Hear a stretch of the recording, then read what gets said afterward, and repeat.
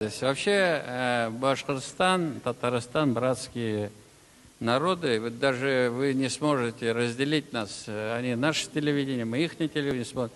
Да, наверное, на каком-то этапе были перекосы, значит, были эти. Но наша позиция, значит, сохранить как бы вот наши отношения. Нам нечего делить. Что там, как будто мы у башкир что-то забираем, или они у нас забирают.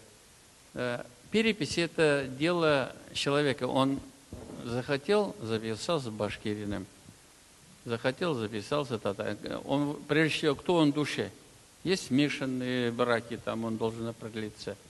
Есть некоторые люди, которые иногда переписываются там русским. Ну, это его решение. И мы не будем ссориться.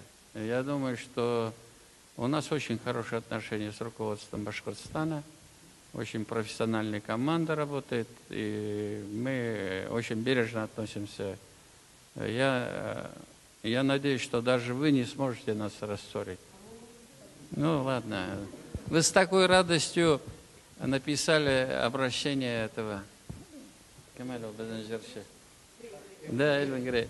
Ну, его в Татарстане любят, этого товарища, да? Ну, кто-то значит, претензии не к нему. Вот, вы так радостно это оповестили. Он востребован. Но любой, кто проводит там мероприятие, он несет... У нас же претензии у Роспотребнадзора не к Эльвину Грееву, а к его организаторам. У нас вот оперный театр наш любимый, значит, наказали. Университет ряд наказали. Ну, такая наша позиция. Мы никому никаких слабинок не даем. Почему? Вот из-за этого у нас ситуация по ковиду, она более стабильная. Вы с этим можете согласиться или нет? Да.